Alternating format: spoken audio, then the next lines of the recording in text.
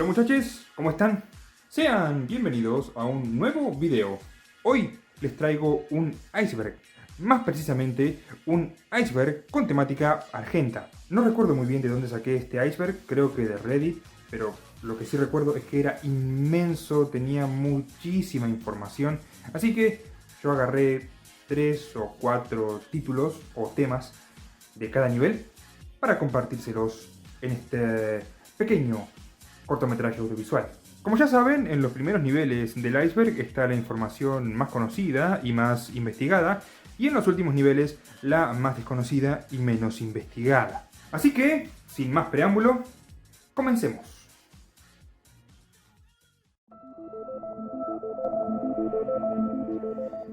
En 1923, en la ciudad de Buenos Aires, más precisamente entre la Avenida de Mayo y la Avenida Hipólito Yrigoyen, culminaba la construcción del Palacio Barolo, un proyecto que había sido financiado por el productor agropecuario Luis Barolo y diseñado por el arquitecto Mario Palanti. La particularidad de este edificio radica en que su estilo arquitectónico está plagado de referencias a la Divina Comedia, la obra de Dante Alighieri. La división general del palacio, como así también la del poema del autor italiano, está compuesta de 3 partes: infierno, purgatorio y cielo. Tiene una altura de 100 metros, que es el mismo número de cantos que conforman la Divina Comedia, y en algunas de sus paredes se pueden leer diferentes frases relacionadas con la vida y la obra del escritor. Durante mucho tiempo fue uno de los edificios más altos de Argentina y de América del Sur, y en 1997 fue declarado Monumento Histórico Nacional. Pero lo más interesante de esta historia es el motivo por el cual Barolo decidió construir este edificio. Fascinado por la obra de Dante y convencido de que Europa sufriría numerosas guerras que destruirían todo el continente, la leyenda dice que el inmigrante italiano quiso erigir un imponente palacio para conservar las cenizas de su escritor favorito. Lamentablemente, esto nunca fue posible, y los restos de Dante Alighieri siguen sepultados en la Basílica de San Francisco, en la ciudad de Rávena.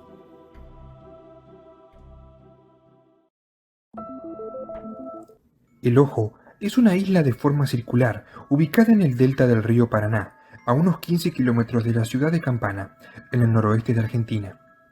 Esta isla se asienta en un pequeño lago que también tiene forma circular, lo que hace que el agua que la rodea adopte la figura de una media luna. Pero su característica más llamativa es que tiene la habilidad de moverse sola, girando sobre su propio eje en el sentido de las agujas del reloj. Este fenómeno ha sido registrado por las imágenes satelitales de Google y ha llamado la atención de investigadores de todo el mundo, que todavía no saben explicar cómo esta isla es capaz de generar ese movimiento, ni por qué el agua que la rodea es fría y transparente, algo inusual en esa región. Por otro lado, tampoco se entiende cómo llegaron hasta allí estos inmensos barcos cargueros, teniendo en cuenta que muchos tramos de los pantanos del delta no superan los 15 metros de ancho ni los 50 centímetros de profundidad. Lo que sí se sabe es que en este lugar hubo varios cementerios, y algunos lugareños aseguran que el lago está habitado por una antigua deidad maligna. De hecho, dicen que hay terrenos en los que las vacas no quieren pastar, por lo que prefieren mantener al ganado lejos de la isla. 3 importantes canales de televisión argentinos, Todo Noticias, Canal 13 y América Televisión, realizaron diferentes informes periodísticos acerca del Ojo del Delta, pero muchos de los misterios que encierra aún siguen sin resolverse.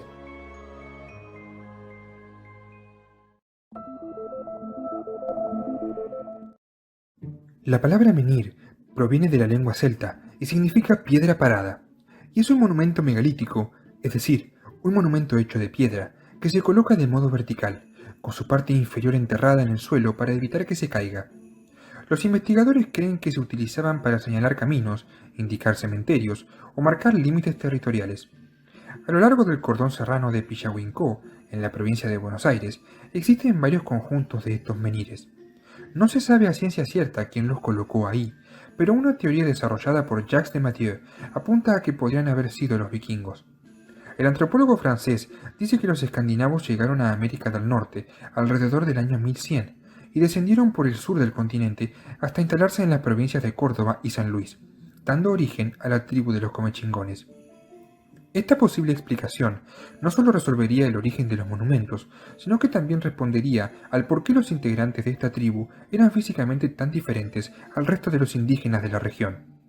Existen registros de que los primeros españoles en contactar con los comechingones los describieron como altos, barbados, de ojos claros, con textura grande y piel blanca, rasgos que son típicamente europeos.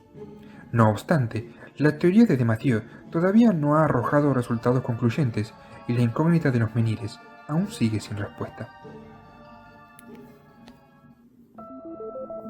El Omnipuerto de Salta está ubicado en la provincia del mismo nombre, más precisamente en la localidad de Cachi, que forma parte de los valles calchaquíes, y es una estación de aterrizaje y despegue de objetos voladores no identificados, que ha sido apodada Omnipuerto. Con un tamaño de casi 4 hectáreas, está conformado por 12 estrellas dibujadas en la tierra, marcadas con piedras o pintadas con cal, y la más grande de ellas, que funciona como el faro de esta estación, cuenta con 36 puntas y 48 metros de diámetro. Esta obra fue construida por el suizo Werner Heißle, luego de haber presenciado un avistamiento extraterrestre en ese mismo lugar. El hombre afirma que la noche del 24 de noviembre de 2008, dos objetos voladores de entre 12 y 15 metros de largo se acercaron hasta donde estaba y le dijeron que tenía que hacer una señal. Inmediatamente después, se puso a trabajar junto a Jorge Reyes, que había compartido el avistamiento con él, y también con el hermano de Jorge, Luis, para llevar a cabo el pedido. Durante la construcción, Hailey vivió en el Omnipuerto y dormía cavando un agujero de 2 metros de profundidad en la tierra, en el cual, según él, podía tomar energía. En 2013, sin haber terminado su proyecto, desapareció sin dejar rastro, hasta que en 2019 reapareció de repente. Al momento de irse, Hailey vestía de manera normal, como cualquier otra persona. Sin embargo, al volver, adoptó una vestimenta bastante llamativa. Con turbante, chaquetón y pantalones negros, portaba un báculo al que le había atado plumas de loro en un extremo. Hoy en día, luego de desaparecer por segunda vez, el Omnipuerto de Salta es administrado por la municipalidad local. Cinco Saltos es una ciudad perteneciente a la zona del Alto Valle, en la provincia de Río Negro, y ha sido catalogada como uno de los lugares más terroríficos del mundo, debido a las supuestas actividades de brujería que se llevan a cabo en las inmediaciones del Bajo Negro, una zona que recibe muy poca luz solar durante el año y es propicia para quienes desean practicar la necromancia o magia negra. Cuenta la leyenda que los pueblos originarios de la región y los batallones del ejército argentino se enfrentaron allí en una cruenta batalla, y que ambos bandos fueron completamente arrasados. Por este tremendo derramamiento de sangre, las tierras del Bajo Negro habrían quedado malditas. Otra de las historias oscuras de la ciudad data de cuando un empleado del cementerio se topó con el cuerpo momificado de una niña de aproximadamente 10 años dentro de una tumba sin identificar, que habría fallecido a comienzos del siglo XX. El hallazgo estaba en perfecto estado y podía distinguirse cada extremidad, los rasgos faciales y hasta los ojos. Aún así, nunca se supo de quién se trataba ni qué fue lo que le pasó, pero desde su descubrimiento, en 2002, varias personas aseguran que esta momia es milagrosa debido al hecho de que aún posee piel, huesos y también parte de su vestimenta, y empezaron a ofrendarle velas y a rezarle regularmente.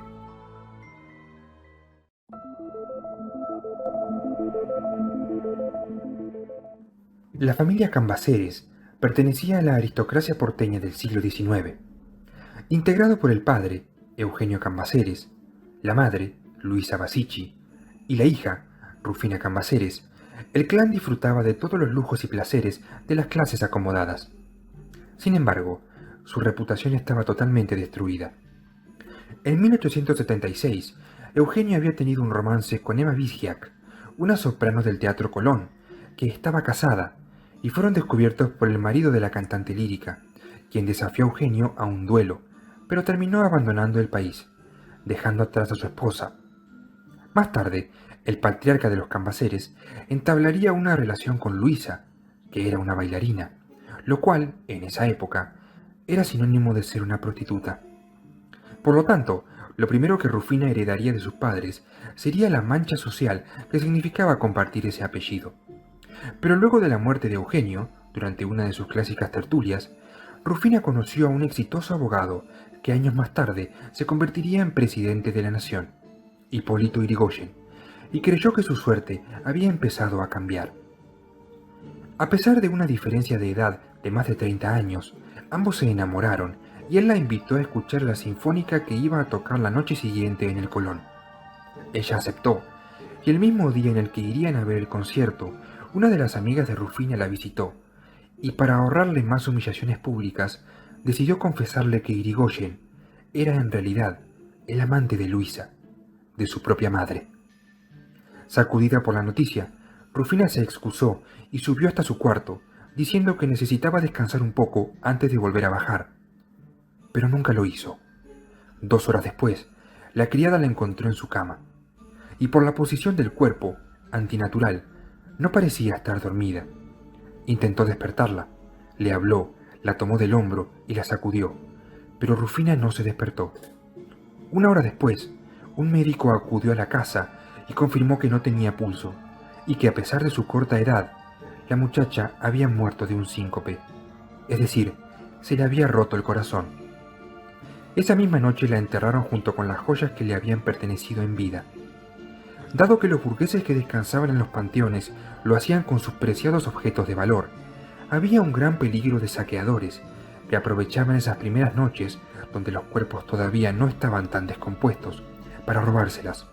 Por eso es que había cuidadores rondando en los pasillos, trazando sus recorridas nocturnas con farol en mano. Durante esa madrugada, uno de ellos escuchó un ruido profundo y grave que provenía de la bóveda de Rufina. El cuidador retrocedió y salió corriendo a dar el aviso a la familia. A la mañana siguiente, Luisa y un amigo acudieron al cementerio acompañados por el empleado, y lo primero que descubrieron fue que la tapa del cajón estaba arañada del lado de adentro y que el cuerpo de Rufina se había dado vuelta. Ahora estaba boca abajo. Lo segundo que descubrieron fue que las joyas seguían ahí. Y lo tercero, los arañazos. Rufina tenía la cara, el cuello, el pecho arañados. Bajo sus uñas, restos de la madera del cajón. La chica se había despertado en algún momento de la noche y, dándose cuenta de la situación en la que estaba, extendió las manos, tocó la felpa interior de su propio ataúd y golpeó el cajón una y otra vez, gritando hasta desgarrarse la voz. Se cree que la causa de su muerte fue la catalepsia, un fenómeno por el cual un cuerpo reproduce todos los síntomas de la muerte, pero en realidad no está muerto, que era bastante común a principios del siglo pasado. Por haber fallecido al enterarse de la infidelidad de su enamorado, y después de haber despertado en su ataúd, a Rufina Cambaceres se la conoce también como la chica que murió 2 veces. Miguel Ángel Gaitán fue un bebé nacido en 1966 en el pueblo de Banda, Florida, en la provincia de La Rioja, que murió 15 días antes de cumplir su primer año a causa de una meningitis.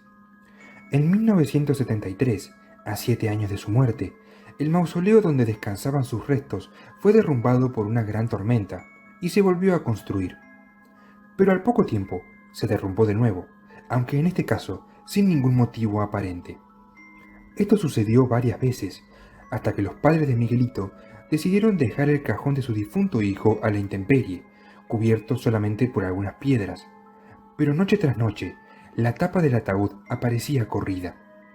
Adentro podía verse el rostro intacto del niño, que aún tenía el chupete puesto en la boca. La gente del lugar, convencida de que era un enviado de Dios, empezó a hacerle promesas y pedidos que el bebé no tardaba en conceder. Al principio fueron cartas, luego cuadernos, y con los años, las ofrendas crecieron, y podían verse juguetes y ropita que los devotos ofrecían a cambio de unos milagros. Miguel Ángel se ha convertido en una parte importante del patrimonio de su localidad, al punto que incluso hay una calle que lleva su nombre. También se ha convertido en un atractivo turístico muy popular, por lo que fue necesario construir un mausoleo más grande, con una habitación contigua y otra más arriba, para guardar los regalos que sus fieles le ofrecen en cada visita.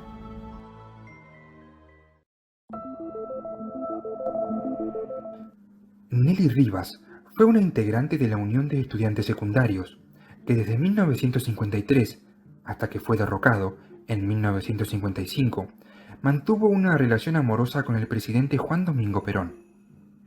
Este romance resultó ser muy controversial, sobre todo para los antiperonistas, que lo utilizaron para demostrar la decadencia moral del gobernante. ya que Nelly no solo era una menor de edad cuando empezaron a frecuentarse, sino que la diferencia que existía entre ellos era de 44 años. Rivas y Perón se conocieron en la Quinta de Olivos y en poco tiempo se hicieron íntimos, compartieron la Navidad juntos y ella, que estaba próxima a ser una quinceañera, durmió por primera vez fuera de casa, junto al mandatario. En las vacaciones de verano, almorzaba y cenaba con Perón, veía películas en su cine privado, cuidaba a sus caniches Monito y Tinolita, y luego, a la noche, era llevada hasta su hogar por un chofer de presidencia. Incluso tuvo la oportunidad de lucir algunos de los mejores vestidos de Evita, que había fallecido en el 52, ya que el general le abrió las puertas del guardarropa que pertenecía a su difunta esposa. Pese a que él siempre lo negó, las cartas que le escribió a Nelly estando en el exilio confirman que la historia es cierta, que su vínculo fue más allá que el de un padre con una hija, y que, como afirmó Nelly hasta el último día de su vida, ella efectivamente había sido la amante de Perón.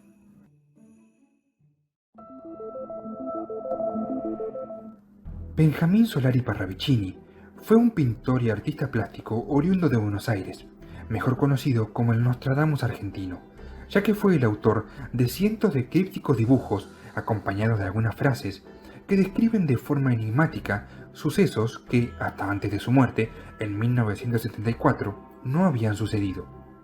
Desde niño, afirmaba que interactuaba con ángeles, duendes y hadas. Su padre, que era psiquiatra, lo sometió a intensivos análisis médicos que demostraron que no tenía ningún tipo de enfermedad. En su primera predicción, cuando todavía no había cumplido 10 años, dijo que una guerra estallaría en el año 14, y esa guerra sería, nada más y nada menos, que la Primera Guerra Mundial. Otras de sus predicciones incluyen la llegada de la televisión, la fertilización in vitro, el asesinato de Kennedy y los bombardeos a Hiroshima y Nagasaki. Pero su predicción más famosa probablemente sea la que involucra al hombre gris. La Argentina tendrá su Revolución Francesa, en triunfo. Puede ver sangre en las calles si no ve el instante del hombre gris. Este extraño mensaje ha hecho creer a algunas personas que ese tal hombre gris podría llegar a ocultarse en la figura de algún político. En 2015 se pensaba que era Mauricio Macri, en 2023 que es Javier Milei. Sin embargo, Marcela Costa, sobrina de Parravicini, está convencida de que el misterioso hombre gris es en realidad el pueblo, la masa crítica, de la cual emergerá este hombre gris que aún no es conocido públicamente. Habrá que esperar para ver.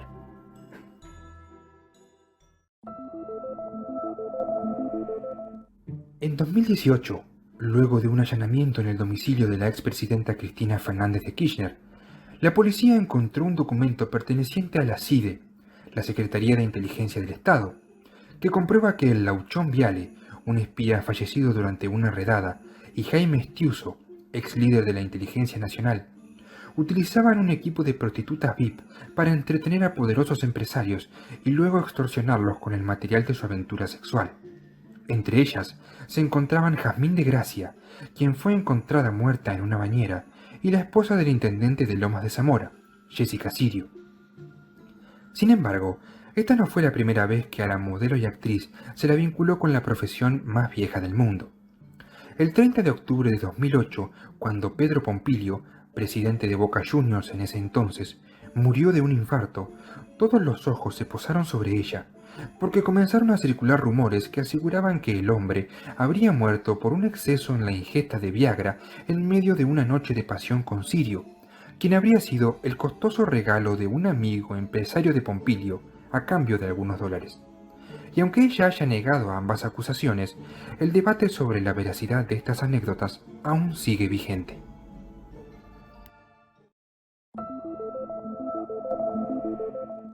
Tras su muerte, el 25 de noviembre de 2020, el astro máximo del fútbol mundial fue enterrado en el Jardín Bellavista, en San Miguel, acompañado por familiares, amigos y una larga caravana de hinchas que escoltaron su ataúd hasta las puertas del cementerio. A este sepelio no le faltó nada, salvo una cosa: el corazón del difunto. En un programa de televisión al que había sido invitado, El famoso médico y periodista Nelson Castro comentó que algunas horas después de que se hiciera público el fallecimiento de Maradona, un grupo de barrabravas del Club Gimnasia y Esgrima de La Plata había planeado irrumpir en la casa velatoria y extraer el corazón del ídolo. Pero antes de que se pudiera llevar a cabo su golpe, el órgano fue removido del cuerpo y se cree que se encuentra en la morgue judicial de la provincia, conservado en formol y custodiado por las autoridades del lugar. Muchaches, eso fue todo por hoy. En breve, espero, voy a estar subiendo la segunda parte de este iceberg, así que por favor estén atentos al contenido que subo en mi canal. Estas son mis redes sociales, yo soy Bardo y nos vemos en un próximo video.